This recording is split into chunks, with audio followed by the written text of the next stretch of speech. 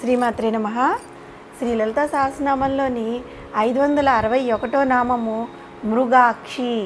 మృగాక్షి అనే నామానికి అర్థం ఏంటి అంటే, మృగ అంటే లేడీ అని అర్థం, అక్షి అంటే కన్నులు కలది, అంటే జగన్మాతకి లేడీ వంటి కన్నులు కలది అనే అర్థం వస్తుందన్నమాట. లేడి కన్నులు ఎంతో చైతన్యవంతంగా, ఆకర్షణీయంగా, ఎప్పుడూ జాగృతి లక్షణాలు కలిగి ఉంటూ ఉంటాయి అన్నమాట. విశాలంగా ఉంటాయి. అందమైన శ్రీమాత అంటే అమ్మవారి యొక్క కన్నులు తనను నమ్మి కొలిచే భక్తులకి జ్ఞానప్రదాయకాలుగా ఎక్కువగా ఉంటూ ఉంటాయి. భౌతికమైన దృష్టితో శ్రీమాత యొక్క కన్నులను చూసేవారికి ఆ కన్నులు ఎంతో రమణీయంగాను అందంగాను కనిపిస్తాయి. దీనివల్ల ఏ లాభం ఉంటుంది?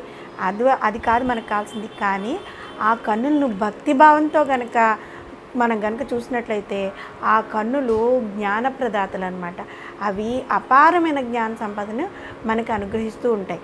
జగన్మాత చంచలమైన కన్నులు కలది అని చెప్పడంలో ఆ కన్నులు ఎప్పుడు అన్ని కార్యాలను నిర్వహించడంలో ఎప్పుడూ నిమగ్నమై ఉంటూ ఉంటాయి అన్నమాట. అంటే అందరినీ చూస్తూ ఉంటాయి, అందుకని అవి చంచలంగా ఉంటూ ఉంటాయి. ఈ అనంత విశ్వంలో జరుగుతున్న ప్రతి పని కూడా ఆ తల్లి యొక్క కనుసైగలతోనే నిర్వహింపబడుతూ ఉంటుంది.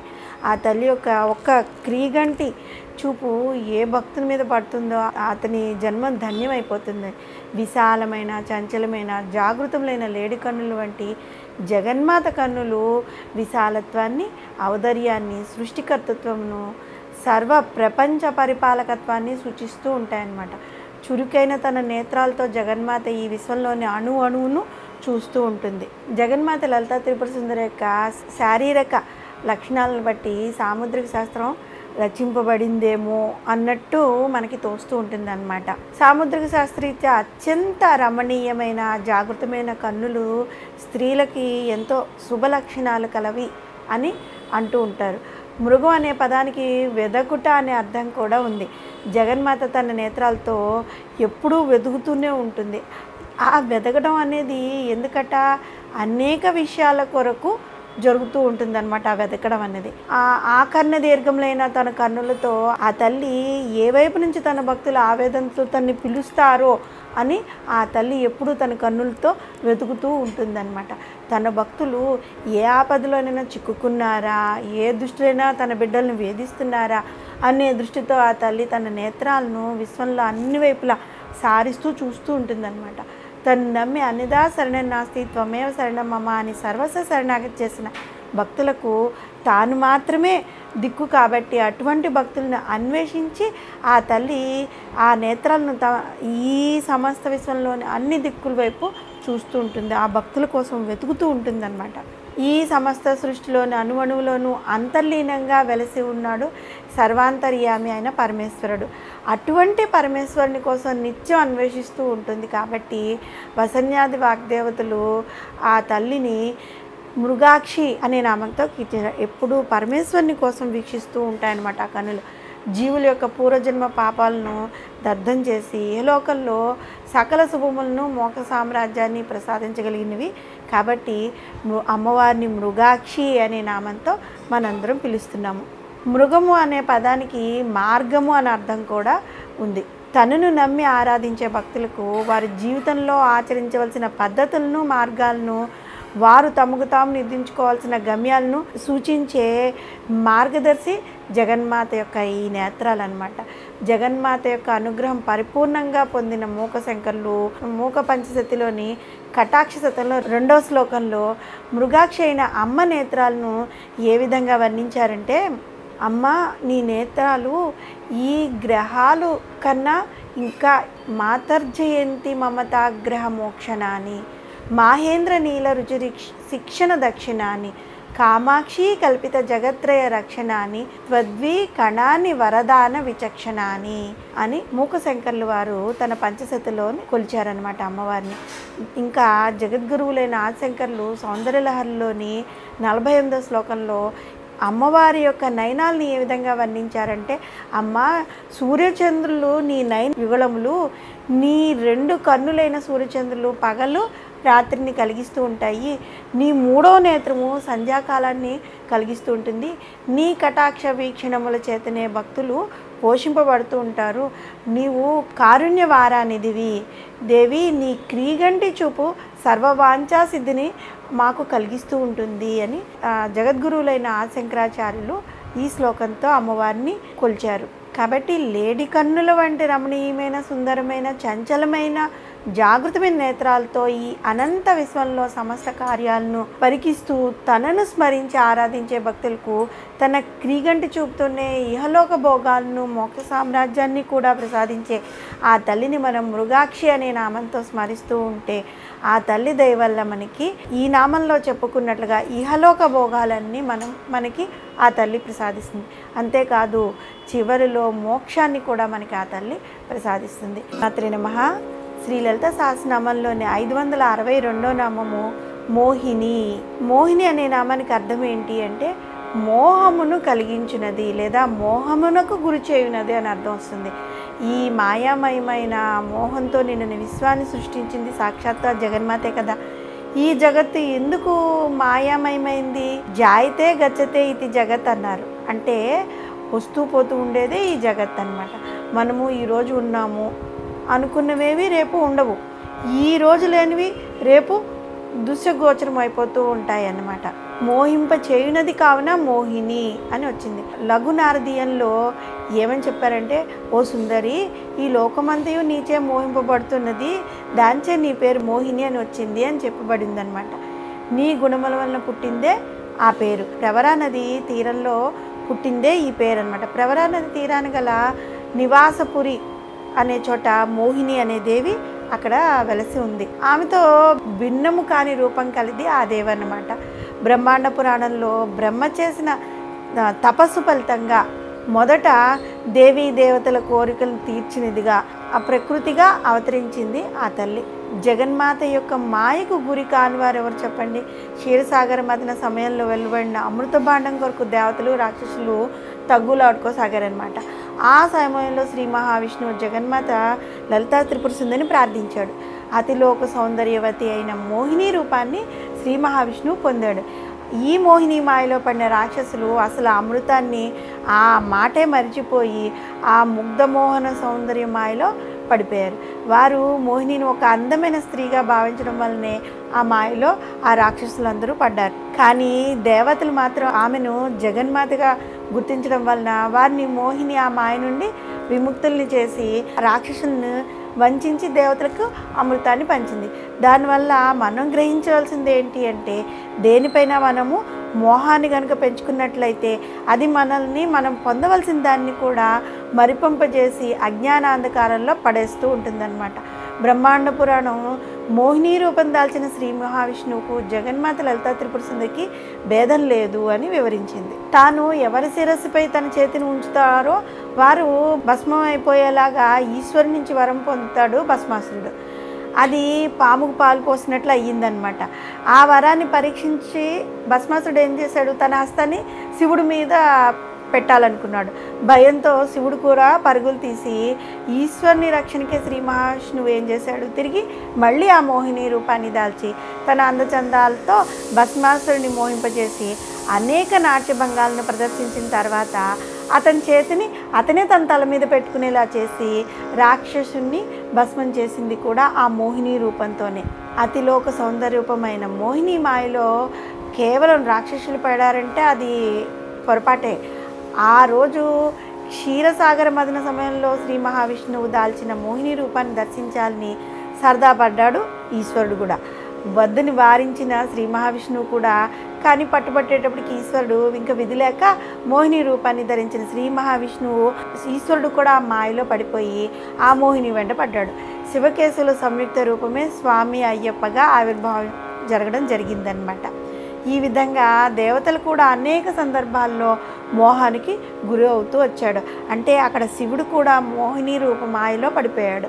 ఆ పడిపోవడం వల్ల అయ్యప్ప జన్మించడం జరిగింది. శ్రీ లలిత సహస్రనామ ధ్యాన శ్లోకాలు జగన్మాతను అశేష జనమోహిని అని కూడా చెప్పుకుంటూ వచ్చాయి కదా. అంటే ఏంటి అంటే ఈ జగన్మాత సమస్త జనులను మోహింపచేస్తుంది అని అర్థం.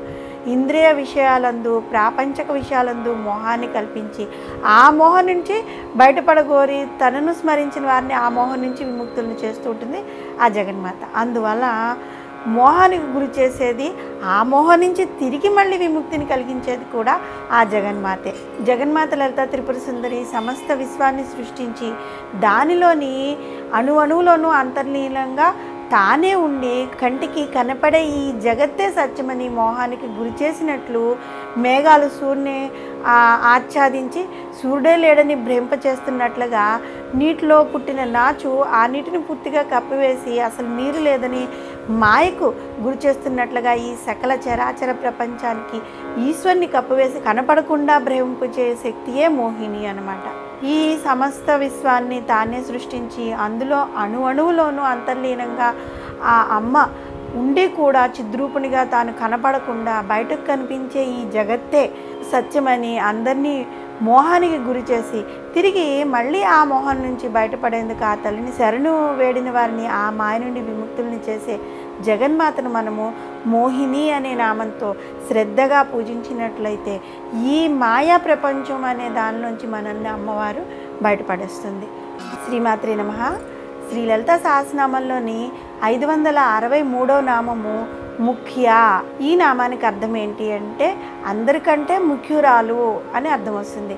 అమ్మవారు ఈ జగత్తులో అందరికంటే ముఖ్యురాలు. ఎందుకంటే ఈ సమస్త ఖగోళ విశ్వంతో సహా సమస్త చరాచర విశ్వాన్ని త్రిమూర్తులతో సహా సమస్త దేవతాగణాన్ని అమ్మవారే కదా సృష్టించింది. సర్వ కార్యాలను అమ్మవారే నడిపిస్తుంటుంది. ఈ కార్యాలకు జగన్మాత కంటే సమర్థులు మరొకరు లేరు కనుక ఆ తల్లియే ముఖ్య అని పిలువబడుతోంది. ఏ కార్యమైనా సరే సమర్థవంతంగా ముందుకు సాగాలన్నా కూడా దాన్ని ముందుకు తీసుకువెళ్ళే నాయకుడు లేదా నాయకురాలు కావాలి. బ్రహ్మ విష్ణు మహేశ్వరులు అందుకు సమర్థులైనా కూడా వారికి సృష్టి స్థితి లయ కార్యాలను కేటాయించి వారిని కూడా నడిపించేది సాక్షాత్తు ఆ జగన్మాత. కాబట్టి జగన్మాత అందరికంటే ముఖ్యురాలన్నమాట. అటువంటి ముఖ్యురాలి ఆదేశానుసారం ఈ కార్యక్రమాలన్నీ నిర్వహింపబడినప్పుడే అన్ని కార్యాలు ఒక క్రమమైన పద్ధతిలో ముందుకు సాగుతూ ఉంటాయి. ముఖే సర్వదా ముఖ్య అహమస్మి ప్రథమాజ ఋతస్య ఇతి శృతేహే. అన్నిటికంటే ముందు పుట్టింది ముఖ్య. వేదాలు నేను సత్యము కంటే ముందు పుట్టింది సాక్షాత్తు ఆ జగన్మాతని. సృష్టి స్థితి లయ తిరోధాన అనుగ్రహాలు అనబడే పంచకార్యాలకు కారుకురాలు సాక్షాత్ ఆ జగన్మాత. నిర్వాహకురాలు కాబట్టి పరమేశ్వరి ముఖ్య అనే నామంతో వ్యవహరింపబడుతుంది. ముఖ్య అని మనం మామూలుగా వ్యవహరించడం కన్నా ఒక ధ్యాన శ్లోకంతో అమ్మవారిని కనుక మనం పూజిస్తూ ఉంటే అమ్మవారు అతి త్వరగా ప్రీతివంతురాలు అవుతుంటుంది. అభయం కమలం పాసపంకుశం దదతీం కరైహి పీత వస్త్ర పరిధాన ముఖ్య దుర్గాం నమామ్యహం. ఈ శ్లోకంతో కనుక అమ్మవారిని మనం పిలిచినట్టయితే అమ్మవారు త్వరగా ప్రీతి చెందుతుంది. ముఖ్య అనే నామానికి ముఖ్య సంబంధమైందని కూడా అర్థం ఉందన్నమాట. ముఖం నుండి వ్యక్తమయ్యే వాగ్దేవిని కూడా ముఖ్య అని అంటూ ఉంటారు. మనకు వ్యక్తమయ్యే భౌతికమైన లోకం కన్నా ముందు కాంతి అంటే వెలుగు, దానికన్నా ముందు నాదము ఉద్భవించాయి. ఈ నాదంలో నుండే సమస్త విశ్వం ఉద్భవించిందనమాట. కాబట్టి ఆ నాదము ముఖము నుండి వ్యక్తమయ్యే వాగ్దేవి కాబట్టి జగన్మాతను ముఖ్య అని వ్యవహరించారు. జగన్మాత మూల ప్రకృతి స్వరూపిణి అనమాట. ఆమె సనాతని పూర్వజ. ఆమెతో సములు కానీ ఆమె కన్నా అధికులు కానీ లేరు. అటువంటి మూల ప్రకృతి నుండే మహాతత్వము, దాని నుండి అహంకారము, త్రిగుణాలు, పంచతన్మాత్రలు, పంచభూతాలైన పృథ్వీ ఆకాశ తేజోవాయుర ఆకాశం, మనస్సు, కర్మేంద్రియ జ్ఞానేంద్రియాలతో కూడిన జీవులు కలిగిన ఈ సమస్త విశ్వం ఉద్భవించింది. ఇన్నిటికీ మూలమైంది కాబట్టి వసన్యాది వాగ్దేవతల అమ్మవారిని ముఖ్య అనే నామధేయంతో కీర్తించారు. జగద్గురువులైన ఆశంకరులు సౌందర్యలహరిలో 4వ శ్లోకంలో జగదమ్మ అందరికంటే ముఖ్యురాలు అగ్రగణ్యురాలు అనే విషయాన్ని ఎంత బాగా వివరించారు అంటే, సర్వలోకాలకు శరణ్యురాలైన ఓ దేవి, దేవతలంతా అభయముద్ర వరదముద్రలతో భక్తులకు అభయాన్ని సూచిస్తూ ఉంటారు.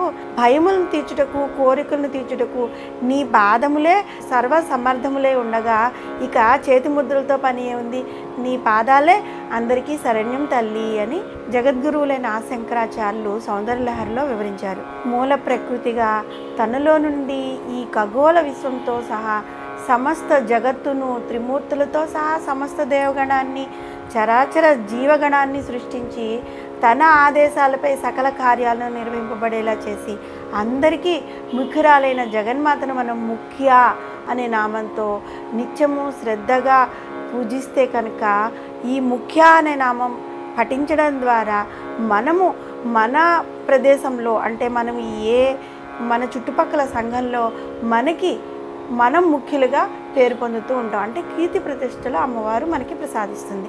శ్రీమాత్రే నమః. శ్రీ లలితా సహస్రనామంలోని 564వ నామము మృడాని. ఈ నామానికి అర్థం ఏంటి అంటే మృడుని పత్ని అని ఉంది. మృడు అన్నది ఈశ్వరుని యొక్క అష్టోత్తర శతనామాల్లో 91వ నామం అన్నమాట. మృఢ అని చెప్తూ ఉంటాం. శివరహస్యం నందు జనులకు సుఖమును కలిగించేవాడు అని అర్థం వస్తుంది. సత్వ గుణాధిక్యుడైన మృడునకు నమస్కారము అని ఉందన్నమాట. అటువంటి సుఖములను నొసగు మృడునకు అనగా పరమశివుని పత్ని మృడాని. మృడయతి సుఖయతి భక్త ఇతి మృడ. అటువంటి మృడుని భార్య మృడాని అయింది. త్రిగుణాలకు అతీతమైన సుఖమును బ్రహ్మానందమును ప్రసాదించినది మృడాని. మృత్యువునకు పైన ఉండేవాడు అంటే మృత్యుంజయుడు కాబట్టి శివునికి మృడు అనే పేరు వచ్చింది. మృతమైన అండములు అన్నీ కూడా తనలో లీనమైపోతూ ఉండగా అనగా అంటే ఈ భౌతికమైన ప్రపంచం అంతా లీనమైపోతుండగా దానికి అతీతంగా అందుకు సాక్షిభూతుగా ఉండేవాడు మృడు. అటువంటి మృడునకు ప్రియమైన పత్ని కాబట్టి మృడాని అయ్యింది. సత్వగుణాధిక్యుడైన మృడు త్రిగుణాతీత సత్ చిత్ ఆనంద స్వరూపిణి అయిన జగన్మాత మృడాని. ఇరువురు కూడా తమ భక్తులకు అలౌకికమైన ఆనందాన్ని పంచేవారే. తనను ఆశ్రయించిన వారికి ఇహపర సుఖాలను రెండింటినీ ప్రసాదించేవాడు శుభంకరుడు అయిన మృడు అన్నమాట. అవే లక్షణాలు కలిగి దుష్ట భయంకరి భక్త శుభంకరి సర్వమంగళ అయిన మాత మృడాని. అన్ని వేళల్లోనూ తనలో తాను రమిస్తూ ఆత్మజ్ఞానంలో మునిగి ఉండేవాడు మృడు. సత్వగుణప్రధానుడు ఆనంద స్వరూపుడు తనను ఆశ్రయించిన వారికి ఎల్లప్పుడూ సుఖశాంతులను ప్రసాదించే మృడుని భార్య మృడాని అయ్యింది. శరణాగతులకు ఆనంద ప్రధానమే మృడాని అని తెలిపి వసన్యాది వాగ్దేవతలు మనకి జగన్మాతను మృడాని అనే పేరుతో కీర్తించారు.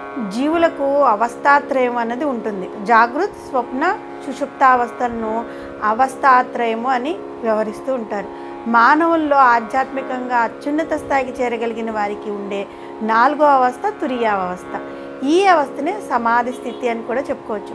ఈ స్థితికి చేరుకోగలిగిన వారు ఈ ప్రాపంచక విషయాలతో సంబంధం లేకుండా జగదీశ్వరునిలో లీనమై దివ్యమైన అనుభూతులను ఎప్పుడూ పొందుతూ ఎంతసేపైనా అలా ఉండిపోగలుగుతూ ఉంటారనమాట. అటువంటి తురియావస్థను పొందగలిగిన వారందరికీ సామ్రాట్టు తనను ఆశ్రయించిన వారికి తురియావస్థను ప్రసాదించి ఆ ఆనందంలో ఓల్లాడించే ఆనంద స్వరూపుడైన మృడ సంజ్ఞ కలిగిన ఈశ్వరుని పత్ని కాబట్టి మృడాని అని అమ్మవారిని పిలిచారు.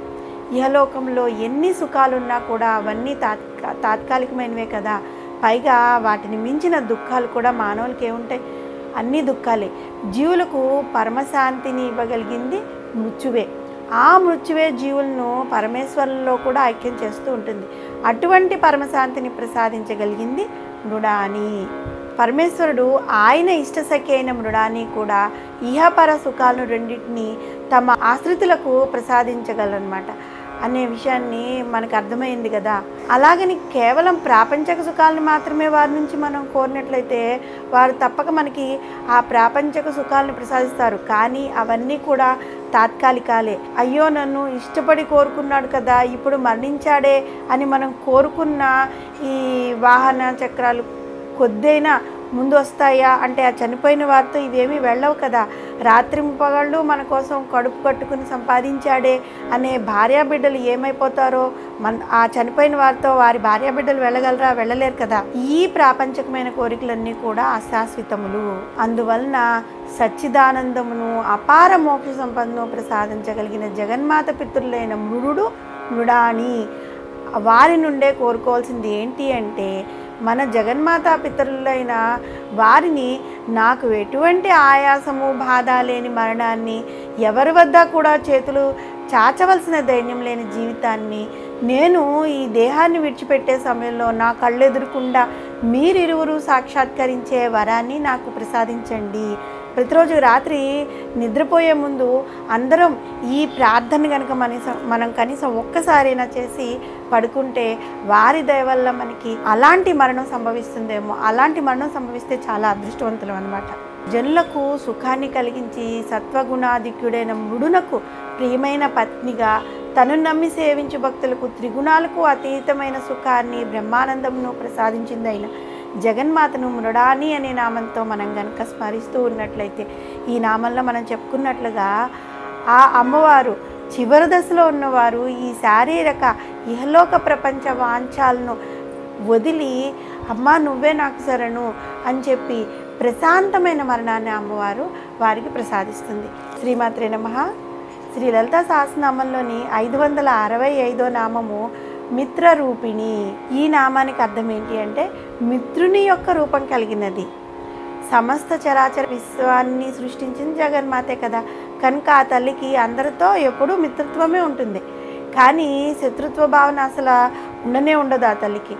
ఆమె సర్వమంగళ స్వరూపిణి. అందరికీ సకల శుభాలను కలగాలని ఎల్లప్పుడూ వాంఛిస్తూ వారికి సర్వమంగళాలను అనుగ్రహించే తల్లి కనుకనే వసజ్ఞాది వాగ్దేవతల అమ్మవారిని మిత్రరూపిణి అనే నామంతో కీర్తించారు.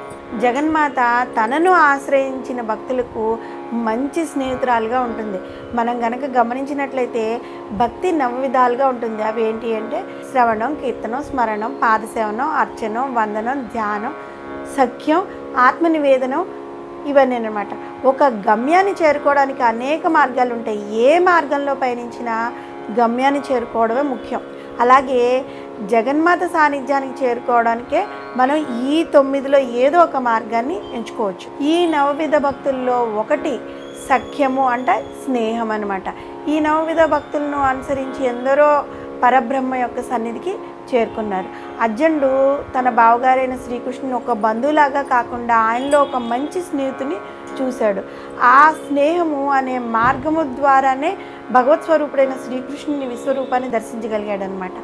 ఈ విషయాన్ని శ్రీకృష్ణ భగవానుడు భగవద్గీతలోని 2వ అధ్యాయమైన కర్మ సన్యాస యోగంలో 29వ శ్లోకంలో వివరించారు. భగవంతుడు యజ్ఞాలకు, తపస్సులకు, భోక్త సమూహాలకు, లోకేశ్వరులకు అధిపతి అన్నమాట. సమస్త ప్రాణులకు అతీతమైన స్నేహితుడు, అవ్యాజమైన ప్రేమ కలవాడు.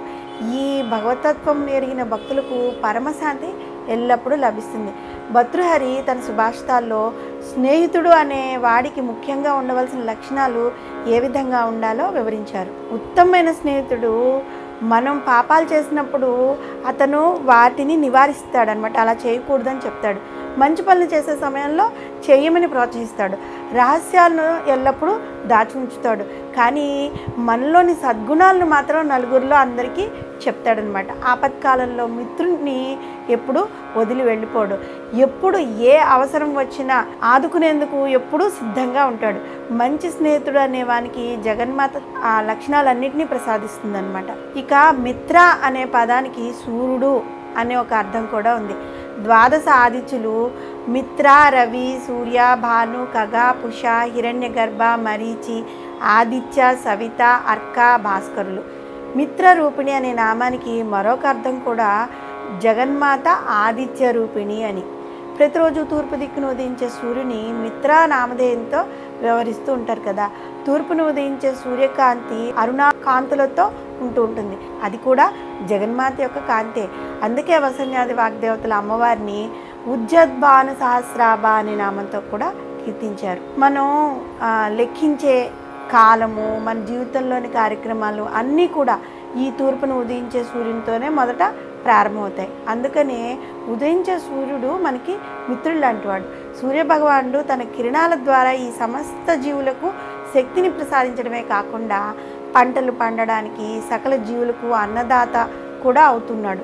వరుసగా సూర్యుడు కనిపించిన 2 రోజులు మనం కనుక ఊహించుకున్నట్లయితే ఆ ఊహ మనం అస్సలు భరించలేమన్నమాట. అందుకే మిత్రనామధేయుడైన సూర్యభగవాని రూపంలో భానుమండల మధ్యస్థగా ఉండే జగన్మాత మిత్రరూపిణి అయింది. సమస్త లోకాలకు తన ప్రకాశవంతమైన కిరణాల ద్వారా వెలుగులను ప్రసాదించే సూర్య భగవానుడికి ఆ వెలుగులు ఎవరు ప్రసాదిస్తున్నారు? జగన్మాతే కదా. ఎందుకంటే సూర్యచంద్రులు జగన్మాత యొక్క నేత్రాలని చెప్పుకున్నాం. ఆ తల్లి యొక్క కుడికన్ను సూర్యుడు కాబట్టి వెలుగులను ప్రసాదించే శక్తి మిత్రనామధేయుడైన ఆదిత్యుడు ఆ తల్లి నుండే ఆ శక్తిని పొందగలుగుతున్నాడు. ఆ వెలుగులన్నీ కూడా జగన్మాత కుడికంటి కనికరములే కదా. ఈ విధంగా జగన్మాత లలిత త్రిపుర సుందరి విశ్వంలో సమస్త జీవులకు మిత్రరూపిణి అయింది. ఉన్నతమైన స్నేహితునిలాగా మనం పాపాలు చేసేటప్పుడు నివారిస్తూ, మంచి పనులు చేసే సమయంలో ప్రోత్సహిస్తూ, రహస్యాలను దాచి ఉంచి మనలోని సద్గుణాలను మాత్రం నలుగురికి వెల్లడిస్తూ, ఆపత్కాలంలో మనల్ని వదిలి వెళ్ళిపోకుండా ఎప్పుడు ఏ అవసరం వచ్చినా ఆదుకునేందుకు సిద్ధంగా ఉంటూ ఉదయించే సూర్యుని రూపంలో జగతికి మేలు చేసే జగన్మాతను మిత్రరూపిణి అనే నామంతో కనుక మనం నిత్యం మనస్ఫూర్తిగా స్మరిస్తూ ఉంటే ఆ తల్లి మనకు ఒక మిత్రునిలాగా ఆపద సమయంలో కాదు ఎల్లవేళలా మనతోనే మన వెంటే ఉంటుంది. ఆ స్పర్శని మనం కూడా గమనించగలుగుతాము. శ్రీమాత్రే నమః. శ్రీ లలితా సహస్రనామంలోని 566వ నామము నిత్యతృప్త. ఈ నామానికి అర్థం ఏంటి అంటే ఎల్లప్పుడూ సంతుష్టిని సంతృప్తిని కలిగి ఉండునది. జగన్మాత అసంతృప్తి అనేది తనలో మచ్చుకైనా కనిపించకుండా ఎల్లప్పుడూ సంతృప్తిగా ఉంటుంది. అసలు తృప్తి అంటే ఏంటి? ఎన్ని ఉన్నా కూడా ఏ ఒకటి లేకపోతే మానవుడు సుఖంగా ఆనందంగా సంతోషంగా ఉండలేడో ఆ ఒక్కదాన్ని తృప్తి అని వ్యవహరిస్తారు. అంటే ఎన్ని ఉన్నప్పటికీ కూడా ఏదీ లేదు అనే బాధలో ఉంటాడే అతను అసంతృప్తి పరుడు అన్నమాట. అన్నీ ఉన్నాయి అనే భావనలో ఉన్నవాడు తృప్తిపరుడు. కొందరు జీవితాల్లో ఎల్లప్పుడూ తృప్తి కలిగి ఉంటే మరికొందరు నిత్య అసంతృప్తులు అనమాట. అటువంటి వారికి ఈ పూర్తి ప్రపంచాన్ని పూర్తిగా దారాదత్తం చేసినప్పటికీ కూడా ఇంకా ఏదో కావాలి అనే ఏడుకుంటూనే ఉంటుంది. తాము అక్రమంగా 7 తరాలకు సరిపడా ఆస్తులు సంపాదించినప్పటికీ కూడా ఇతరులను మోసగించి ఇంకా సంపాదించాలనే కోరిక వారిలో ఎక్కువగా ఉంటుందన్నమాట. విస్తట్లో పంచభక్ష పరవాణాలు వడ్డించిన ఇంకా ఏదో కావాలి అనే వెదుకులాడుతూ ఉంటాడు. వాడే అసంతృప్తి పరుడు అనమాట. అతడు ఎప్పటికీ బాగుపడ్డు. మరొకడు పచ్చడి మెతుకులు పెట్టినా సరే తృప్తిగా ఆరగించి 10 కాలాల పాటు బ్రతకమని ఆశీర్వదించి వెళ్తాడు. అతడు నిత్యతృప్తుడు అని. అతని స్వరూపం కలది నిత్యతృప్త అయిన జగన్మాత. ఈ విషయం గురించి శ్రీకృష్ణ భగవానుడు భగవద్గీతలో 9వ అధ్యాయమైన రాజవిద్య రాజగుహ్య యోగంలో 26వ శ్లోకంలో ఏ విధంగా వివరించారంటే, పవిత్రమైన బుద్ధితో నిష్కామ భావంతో భక్తినిచే సమర్పింపబడిన పత్రము కానీ పుష్పం కానీ ఫలం కానీ జలం కానీ నేను ఎంతో తృప్తితో స్వీకరిస్తాను అని చెప్పారు.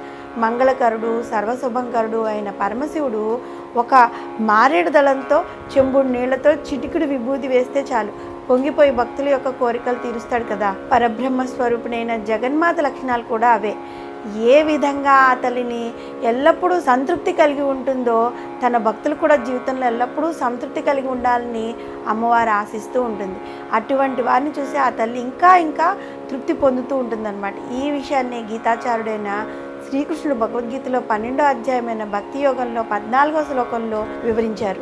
ఏ ప్రాణి యందు ద్వేషాభావం లేనివాడు, సర్వ ప్రాణుల యందు అవ్యాజమైన ప్రేమ కలవాడు, మమతా అహంకారాలు లేనివాడు, సుఖము దుఃఖము ఏది ప్రాప్తించినా సమభావం కలిగి ఉండేవాడు, క్షమాగుణము కలిగిన వాడు, సర్వకాల సర్వావస్థలు యందు సంతుష్టుడై ఉండు యోగియు, శరీర ఇంద్రియ మనస్సులను వశమునందుంచుకున్నవాడు అయిన భక్తుడు నాకు అత్యంత ప్రియుడు. అంటే ఏంటి? కోరికలను త్యజించగలిగిన వానికి లభించేది నిత్యానందము, ఆత్మజ్ఞానము, భగవత్ సాక్షాత్కారము. కేవలం అటువంటి బ్రహ్మానందమే తన స్వరూపంగా కలిగింది సాక్షాత్తు జగన్మాత. జగన్మాత కూడా తన భక్తుల నుండి ఆశించేది అలాంటి నిష్కల్మషమైన భక్తి భావన మాత్రమే. అటువంటి భక్తి భావంతో తనను స్మరించిన వారికి ఆ తల్లి దుర్గా సప్తశతిలోని 12వ అధ్యాయంలో అనేక వరములను ప్రసాదించింది. ఎవరు ఎల్లప్పుడూ నిలకడగా బుద్ధితో నన్ను స్మరిస్తారో వారి సర్వబాధలను నేను సంశయంగా తీర్చెదను. అటువంటి వారికి దారిద్ర్యం కానీ, అకాల మరణం కానీ, శత్రువుల వల్ల కానీ, చోర్ల వల్ల భయము కానీ, ఆయుధములు అగ్ని నీటి వల్ల భయము కానీ, అంటువ్యాధులు కానీ, మహామారుల వల్ల కానీ ఎలాంటి భయాలు కానీ ఉండవు అని అమ్మవారు సాక్షాత్తు అభయం ఇచ్చింది. ఈ విధంగా నన్ను నిత్యం స్మరించు వారి ఇంటిని నేను విడిచి ఉండను. నా పూజను తెలిసి చేసిన్ను, తెలియక చేసిన్ను. నేను దానితో అత్యంత ప్రీతితో గ్రహించి వారికి తగిన ఫలితాన్ని ప్రసాదిస్తాను. వారికి ధన ధాన్య బహుపుత్ర లాభాన్ని కలిగిస్తాను. వారి వంశం వృద్ధి చెందుతుంది. బాలగ్రహ బాధలు, భూత ప్రేత పిశాచాలను కలుగు బాధలు వారికి అంటవు. ఇవన్నీ కూడా ఎంత ప్రయత్నం చేసినా మనకి జీవితంలో లభించేవి కాదు కదా. కేవలము నిత్యతృప్త అయిన ఆ తల్లి స్మరణతోనే మనకి లభిస్తాయి. తనకంటూ ఎటువంటి కోరికలు లేనందువలన, అవి తీరకపోయినందువలన కలిగే అసంతృప్తి మచ్చుకైనా లేక నిరంతర ఆత్మానంద స్వరూపము, బ్రహ్మానంద స్వరూపము తానై తనను నమ్మి ఆశ్రయించే భక్తులకు వారికి అవసరమైన అన్ని కోరికలను సిద్ధింపజేసే జగన్మాతను నిత్యతృప్త అనే నామంతో కనుక మనం కొలుస్తూ ఉంటే మనకి తృప్తిని ఆ తల్లి ప్రసాదిస్తుంది. అంటే అసంతృప్తి అనేదే మనకు ఉండదు. అసంతృప్తి లేనివాడు నిత్యానందుడు, ఎప్పుడూ తృప్తిగా మనకి ఉంటుందన్నమాట. ఆనందం ఉన్న రోజు మనకి ఏ బాధ ఉండదు కదా. అలాంటి ఆ ఆనందాన్ని ఆ తల్లి మనకి ప్రసాదిస్తుంది. శ్రీమాత్రే నమః.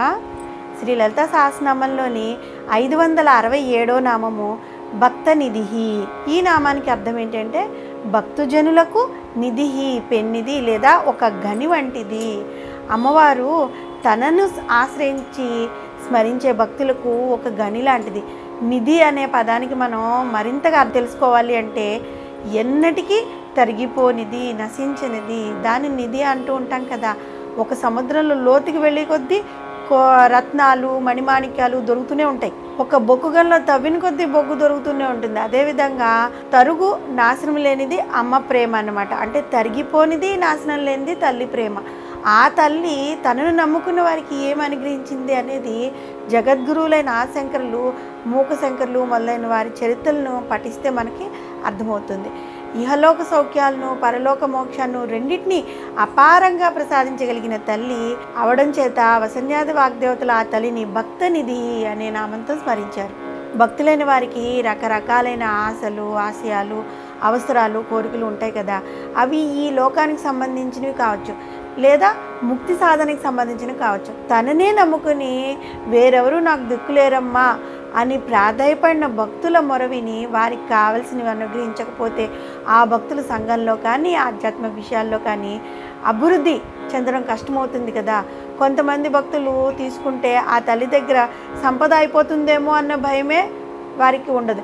ఎంతమంది తీసుకున్నా జగన్మాత దగ్గర ఉన్న సంపద అణుమాత్రమైనా తరగదు. అంటే అమ్మవారి దగ్గర నుంచి ఎంత తీసుకున్నా ఇంకా ఉంటూనే ఉంటుంది, తరగనిదే ఆ తల్లి.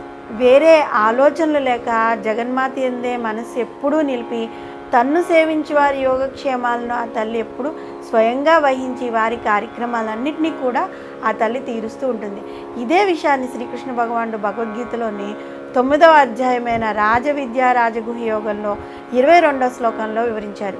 పరమేశ్వరుడైన నన్నే నిరంతరం అనన్య భక్తి చింతన చేస్తూ నిష్కామ భావంతో సేవించు వారి యోగక్షేమాలను నేనే వహిస్తాను. ఇంతకు మించిన వాగ్దానం భక్తినిధి అని కీర్తింపబడిన పరబ్రహ్మ స్వరూపం తప్ప వేరెవరు చెప్పగలరు? కుబేరుడు నిధులన్నిటికీ అధిపతి కదా. ఆయన వద్ద మహాపద్మము, పద్మము, శంఖము, మకరము, కచ్చపము, ముకుంద, కుందము, నీలము, కర్వము అనే ఈ నవనిధులు ఉన్నాయి.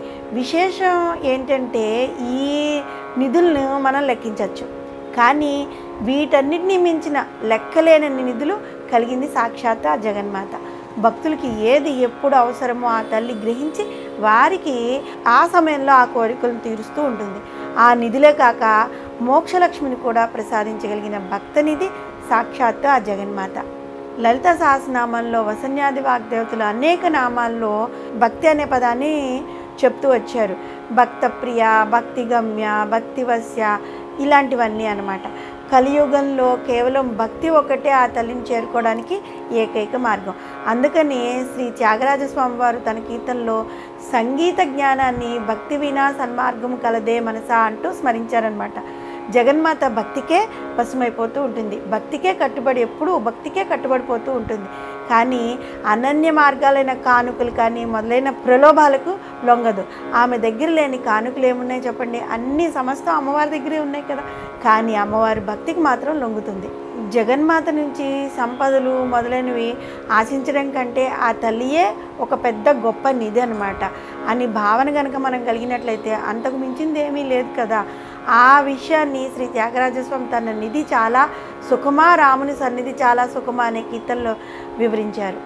ఆ స్థితికి మనం కనుక చేరగలిగిన రోజు జగన్మాత అపారమైన భక్తి నిధి అని మనకి తెలుస్తుంది. నవనిధులకు అధిపతి కుబేరుడైతే ఆ అగణితమైన అపారమైన నిధులు సేవించుకునే తల్లి ఆదిపరాశక్తి. కలియుగంలో ఆ తల్లిని చేరడానికి ఏకైక మార్గము భక్తితో ఆ తల్లిని సేవించిన వారికి కావలసిన కోరికలను అడగకుండానే తీర్చే జగన్మాత. అందువల్లనే భక్తనిధి అయ్యింది. మనం భక్తితో అమ్మవారిని భక్తనిధి అనే నామంతో స్మరిస్తే ఆ తల్లి ఇది లేదు మనకి అన్నది లేకుండా ఆ తల్లే చూసుకుంటుంది. మనకి ఏ సమయంలో ఏది కావాలో ఆ తల్లే మనకి అక్కడ సమకూరుస్తుంది. అది ఏ విధంగా జరుగుతుంది అన్నది మనం చెప్పలేం, కానీ మనకి కావలసిన టైంకి అన్నీ అవే సమకూరుతూ ఉంటాయి. శ్రీమాత్రే నమః. శ్రీ లలితా సహస్రనామంలోని 568వ నామము నియంత్రి. ఈ నామానికి అర్థం ఏంటంటే ఈ సమస్తాన్ని నియంత్రించినది అని అర్థం వస్తుంది. జగన్మాత సృష్టి స్థితి లయ కార్యాలు నిర్వహించడానికి త్రిమూర్తులైన బ్రహ్మ విష్ణు మహేశ్వరులను, దేవతలపై ఆధిపత్యానికి ఇంద్రుణ్ణి, జీవులకు వారి వారి జీవితకాలం తీరినప్పుడు వారి ప్రాణాలను గ్రహించడానికి సమవర్తి అయిన యమధర్మరాజును, వీరినే కాకుండా నవగ్రహాలను, అష్టదిక్పాలకులను, ఇలా ఒకరేంటి గ్రహాలు, నక్షత్రాలు, పాలపుంతులు, ఈ విధంగా ఈ సమస్త ఖగోళ విశ్వాన్ని సృష్టించింది. వాటిని ఆయా కక్షల్లో అమ్మవారే ప్రవేశపెట్టింది. అన్నిటినీ నియమించి నియంత్రించే అధికారం ఉన్నతోన్నతమైన స్థానంలో ఉండేవారికి కదా సంక్రమిస్తుంది. ఈ సమస్త విశ్వానికి నాయకురాలు కాబట్టి ఆమె సమస్తమును నియమించగలదన్నమాట. ఏ విధంగా చలించాలో ఆ విధంగా నడపగలదు. చలించరాని విధంగా చలించకుండా వాటిని కట్టడి కూడా చేయగలదు. అమ్మ యొక్క ఈ నైపుణ్యంతో కూడిన నియంత్రణ వలనే ఈ సూర్యచంద్రులు, గ్రహాలు, నక్షత్రాలు మొదలైనవన్నీ కూడా వారి వారి కక్షల్లో నిత్య గమనంలో ఎటువంటి మార్పులు పొరపాట్లు రాకుండా ఎప్పటికప్పుడు తిరుగుతూ ఉన్నాయి. ఆ విధమైన నియంత్రణ లేకపోతే అవి ఒకదాని కక్షలో మరొకటి ప్రవేశించి కల్లోలాలు జరిగిపోతాయి కదా. సృష్టి యొక్క మొదలు నుండి అవి అలా తిరుగుతూనే ఉన్నాయి. సృష్టి యొక్క అంతం వరకు కూడా అవి తిరుగుతూనే ఉంటాయి. ఈ విధమైన నైపుణ్యాన్ని కలిగింది కాబట్టి వసన్యాది వాగ్దేవతలు అమ్మవారిని నియంత్రి అనే నామంతో కీర్తించారు. గ్రహగతులే కాకుండా చరాచర జీవరాశుల్లో కూడిన ఈ ప్రపంచంలో జీవుల యొక్క, వస్తువుల యొక్క, పదార్థాల యొక్క లక్షణాలు మారక ప్రపంచము ఎటువంటి విపరీత పోకళ్ళు లేకుండా సాగుతూనే ఉంది. ఈ లక్షణాలను చెడగొట్టాలి అనుకునే వారిని ఆ తల్లి తన ఆయుధాలతో దండించి ప్రపంచం అపసవ్య మార్గంలో కాకుండా ఎల్లప్పుడూ సవ్య మార్గంలో నడుస్తూనే ఉండేలాగా ఆ తల్లి చూస్తూ ఉంటుంది.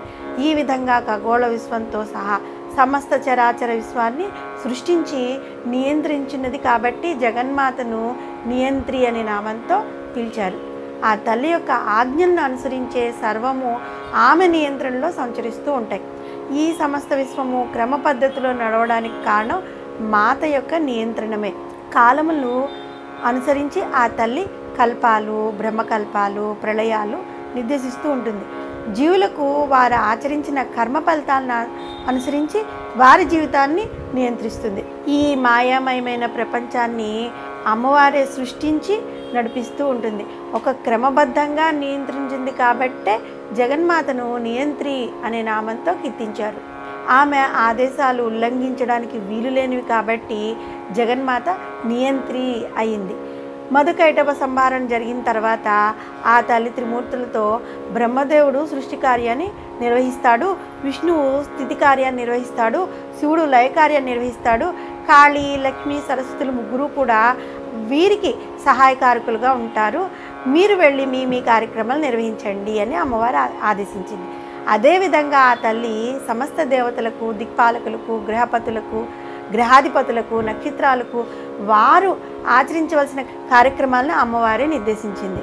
వేదాల్లో భీషాస్మాద్వాతః పవతేహి భీషాదేతి సూర్యః భీషాస్మాత్ ఇంద్రస్య అగ్నస్య అని వేదాల్లో ఉంది. ఆమెకు భయపడే గాలి వీస్తుంది, అమ్మవారికి భయపడే సూర్యుడు ఉదయిస్తున్నాడు. భయం వల్లనే అగ్ని ఇంద్రాదులు ప్రవర్ధిల్లుచూ ఉన్నారనమాట. జగత్తులో కూడా చరించు పంచభూతాలు, గ్రహాలను, జీవులను వారి వారి ధర్మాలను అనుసరించి నడిపించింది కనుకనే ఈ సకల విశ్వమును ఏకైక అధీశ్వరే, ఆమెతో సములు కానీ ఆమె కన్నా అధికులైన వారి కానీ లేని ఆ జగన్మాతను నియంత్రి అనే నామంతో వ్యవహరింపబడుతూ ఉంది. సృష్టి, స్థితి, లయకార్యాలు నిర్వహించడానికి త్రిమూర్తులైన బ్రహ్మ, విష్ణు, మహేశ్వరులను, దేవతలపై ఆధిపత్యానికి ఇంద్రుణ్ణి, వీరినే కాకుండా నవగ్రహాలను, అష్టదిక్పాలను, గ్రహాలు, నక్షత్రాలు, పాలపుంతలు, ఈ విధంగా సమస్త ఖగోళ విశ్వాన్ని సృష్టించి వారికి వారి వారి కార్యక్రమాలు నిర్దేశించి నడిపించే జగన్మాతను నియంత్రి అనే నామంతో మనం ప్రతిరోజు స్మరిస్తూ ఉంటే ఆ తల్లి మన కార్యక్రమాలను కూడా నియంత్రించి మన కర్మలను కూడా ఆ తల్లి నియంత్రిస్తూ ఉంటుంది. మన కర్మలను ఆ తల్లి నియంత్రించడం ద్వారా మనం చెడు కర్మలు చేసినప్పటికీ కూడా తెలుసో తెలియకో పిల్లలు తప్పు చేస్తే తల్లి ఏ విధంగా సరిదిద్దుతుందో కదా, అదేవిధంగా ఆ తల్లి చెడు కర్మలు జరగకుండా మంచి కర్మలు జరిగేలాగా చూసి మనల్ని నియంత్రిస్తూ ఉంటుంది. శ్రీమాత్రే నమః. శ్రీ లలిత సహస్రనామంలోని 569వ నామము నిఖిలేశ్వరి. ఈ నామానికి అర్థం ఏంటి అంటే నిఖిల అంటే సమస్తమునకు, ఈశ్వరి అంటే అధినాయకురాలు అని అర్థం వస్తుంది. జగన్మాత ఈ సమస్త విశ్వానికి అధినాయకురాలు కదా. ఈ గ్రహాలు, నక్షత్రాలు, పాలపుంతలు వీటన్నిటితో కూడిన ఈ మొత్తం ఖగోళ విశ్వాన్ని బ్రహ్మ, విష్ణు, రుద్రులతో సహా ఈ సమస్త దేవగణాన్ని, చరాచర జీవరాశులను, ఈ మొత్తం కూడిన ఈ సమస్త ప్రపంచాన్ని సృష్టించింది ఆ అమ్మే కదా. కాబట్టి వీటన్నిటిపైన ఆధిపత్యం కూడా సాక్షాత్ ఆ జగన్మాతకే ఉంటుంది. దేవి భాగవతంలో జగన్మాత లలితా త్రిపుర సుందరిని ఈ సమస్త సృష్టి యొక్క మూల సృష్టికర్త, పరిరక్షకురాలు, వినాశకారి అని వివరించింది. నిఖిలేశ్వరి అయిన జగన్మాత ఒక దివ్యమైన, స్వచ్ఛమైన, శాశ్వతమైన చైతన్యం. ఆదిమశక్తి ఆ అమ్మవారే కావటం మూలాన ఇతర దేవతలకు కూడా తనే మూలం అయ్యింది. కాబట్టి అది ఆది పరాశక్తి, అఖండ సత్యము. కాబట్టి మనం నమ్మాల్సింది ఏంటి, ఇక్కడ ఆది పరాశక్తి, అఖండ సత్యం అని నమ్మాలి. ఈ శక్తి దానికై అదే సంపూర్ణంగా ఉందన్నమాట. ఈ సమస్త విశ్వాన్ని నడిపించే ఒక దివ్య శక్తి ఆ సాక్షాత్తు జగన్మాత. స్త్రీ యొక్క సృజనాత్మక శక్తికి దైవత్వాన్ని ఆపాదించే ఒక భావనైన మాతయే నిఖిలేశ్వరి. ఇంకా శ్వేతాశ్వతరోపనిషత్తులో చతుర్థాయంలో మొదటి పద్యంలో నిఖిలేశ్వరి అన్న పదానికి ఏమని వివరించారు అంటే రంగులేనిది, బహువిధ శక్తి కలది, సృష్టిని అంతం చేసే ప్రక్రియలో అనేక రంగులను సృష్టించేది, అన్నీ ఉద్భవించేది తన నుండే అని, అన్నింటినీ తనలో కలిపేసుకున్నది తనే మనకి శుభాన్ని, అవగాహన్ని సాక్షాత్తు ఆ జగన్మాతే కలిగిస్తుంది అని శ్వేతస్వతరోపనిషత్తులో వివరించారు. నిఖిలేశ్వరి నియంత్ర అని వసన్యాది వాగ్దేవతలు అమ్మవారిని కీర్తించారు. పరాశక్తి అయిన తనకి ఆద్యంతాలు లేవని వివరించింది. విశ్వంలో తానే అఖండ సత్యమని కూడా సాక్షాత్తు ఆ జగన్మాతే తెలిపింది. ఈ విశ్వమంతయు తన సృష్టి అని, తనే పరబ్రహ్మ స్వరూపమని ఆ రహస్యాన్ని కూడా అమ్మవారు మనకి తెలియజేసింది. జయం, విజయం రెండూ తానేనని, వాటి రూపాలు కూడా తానేనన్న సత్యాన్ని కూడా ముందు నామాల్లో మనం తెలుసుకున్నాం. ఆ తల్లి సత్యలోకాన్ని తన నుదుట, విశ్వాన్ని తన కురులతో, సూర్యచంద్రులను తన కళ్ళుగా, 4 దిక్కులను తన కన్నాలుగా, వేదాలే తన పలుకులుగా, మృత్యువు, అనురాగం, భావోద్రేగాలు తన దంతాలుగా, మాయను తన చిరునవ్వుగా అమ్మవారు మనకి ఈ ముందు నామాలన్నింటిలో కూడా చూపించింది. ఇంకా దేవి భాగవతంలో జగన్మాత త్రిమూర్తులైన బ్రహ్మ, విష్ణు, మహేశ్వరులకు తన గురించి ఏ విధంగా తెలిపిందంటే, నేను ఆది పరాశక్తిని, భువనేశ్వరిని, సకల చరాచర సృష్టి నా సొంతము, అఖండ సత్యాన్ని స్త్రీ రూపంలో నేను చలనశీల శక్తిని, పురుష రూపంలో అచలన శక్తిని, నా యొక్క శక్తితో ఈ సృష్టిని మీ ముగ్గురు పాలిస్తూ ఉంటారు. అఖండ సత్యం యొక్క పురుష రూపాలు మీరు ముగ్గురు అయితే దాని స్త్రీ రూపాన్ని కూడా నేను రూపరహితురాలిని, సర్వానికి అతీతంగా ఉంటాను.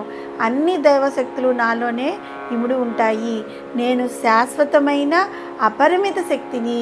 పంచభూతాలు, శబ్ద స్పర్శాది తన్మాత్రలు, త్రిగుణాలు వీటన్నిటికీ కూడా జగన్మాతయే అధిష్టాన దేవత.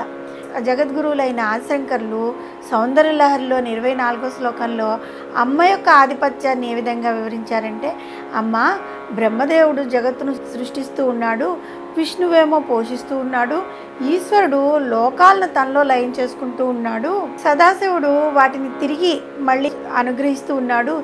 ఈ పంచకృత్యాలు కూడా నీ యొక్క కనుసైగలతోనే కదా జరిగేవి. ఇవన్నీ జరుగుతున్నది కూడా, ఇలాంటివన్నీ సంభవిస్తున్నది కూడా నీ యొక్క కనుసైగల వల్లనే కదా తల్లి. మానవ దేహంలోని అణువులోనూ జగన్మాత యొక్క పరిపాలన నడుస్తూ ఉంటుంది. షట్చక్రాల్లో అమ్మవారు కొలువై ఉంటుందన్నమాట. ఈ 72,000 నాడుల్లోనూ ఆ తల్లి రక్తం రూపంలో ప్రవహిస్తూ ఉంటుంది. శ్రీమాత సమస్త కార్యాలను నిర్వహిస్తూ ఉంటుంది. కనుక వసన్యాది వాగ్దేవతలు జగన్మాతను నిఖిలేశ్వరి అనే నామంతో కీర్తించారు. మండలేశ్వరుడు, రాష్ట్రీశ్వరుడు, రాజేశ్వరుడు, వీటన్ని నామాలతో ఈశ్వర శబ్దము ఎక్కువగా మనకు కనబడుతుంది. జగన్మాత లలితా త్రిపుర సుందరి చతుర్దశ భువనాలకు ఈశ్వరి అవడం వల్ల నిఖిలేశ్వరి అని పిలువబడుతుంది. ఈ భువనాలన్నిటికీ నియంతృత్వం అవడం వల్ల నిఖిలేశ్వరిత్వము మనకి సూచింపబడుతుంది. అఖిలాండ కోటి బ్రహ్మాండ కోటి నాయిక అయిన ప్రభుశక్తి అవడం వల్ల కూడా జగన్మాతను నిఖిలేశ్వరి అన్న నామంతో మనం పిలుస్తూ ఉన్నాము. ఈ సమస్త విశ్వానికి అధినాయకురాలే గ్రహాలు, నక్షత్రాలు, పాలపుంతలు ఈ మొదలైన వాటితో కూడిన ఖగోళ విశ్వమును బ్రహ్మ విష్ణు రుద్రులతో సహా సమస్త దేవతాగణమును చరాచర జీవరాశులతో కూడిన సమస్త ప్రపంచమును సృష్టించి వాటిపైన ఆధిపత్యం కలిగి సమస్త లోకాలను నియంత్రించే జగన్మాతను మనము నిఖిలేశ్వరి అనే నామంతో ఎప్పుడూ స్మరిస్తూ ఉండడం వల్ల అమ్మవారి ఎలాగో ఆధిపత్యం కలిగిన అధినాయకురాలు కాబట్టి మనం ఉండే ఈ ప్రదేశంలో, అంటే మన చుట్టుపక్కల ఉండే ప్రాంతంలో మనం కూడా అధికులుగా, అధినాయకురాలుగా, అంటే అధికులుగా ఉండే శక్తిని అమ్మవారు మనకి ప్రసాదిస్తూ ఉంటుంది ఈ నామం చదవడం ద్వారా. శ్రీమాత్రే నమః. శ్రీ లలితా సహస్రనామంలోని 570వ నామము మైత్రాదివాసనాలభ్య. ఈ నామానికి అర్థం ఏంటంటే మైత్రి అంటే స్నేహము, ఆది అంటే మొదలైన, వాసన అంటే సంస్కారముల ద్వారా, లభ్య అంటే పొందబడినది అని అర్థం వస్తుంది. అమ్మవారు స్నేహము సంస్కారముల ద్వారా మాత్రమే సాధ్యమవుతుందట. ఏమిటి ఈ వాసనలు అంటే మైత్రి, కరుణ, ముదిత, ఉపేక్ష వీటిని వాసనా చతుష్టయము అంటూ ఉంటారు. మైత్రి అంటే సఖ్యభావన, ఫ్రెండ్షిప్ అన్నమాట, లేదా స్నేహభావం. మానవుడు తోటి జీవులందరితో స్నేహభావంతో ఎప్పుడూ మెలుగుతూ ఉండాలి. కరుణ అంటే దయాదాక్షిణ్య స్వభావం. తన తోటి వారి పట్ల, ముఖ్యంగా దీనుల పట్ల మానవుడు కరుణ లేదా దయాదాక్షిణ్యాలనే స్వభావాన్ని కలిగి ఉండాలి. ముదిత అంటే సత్సాంగత్యము లేదా పుణ్యపురుషులతో సాంగత్యము అనమాట.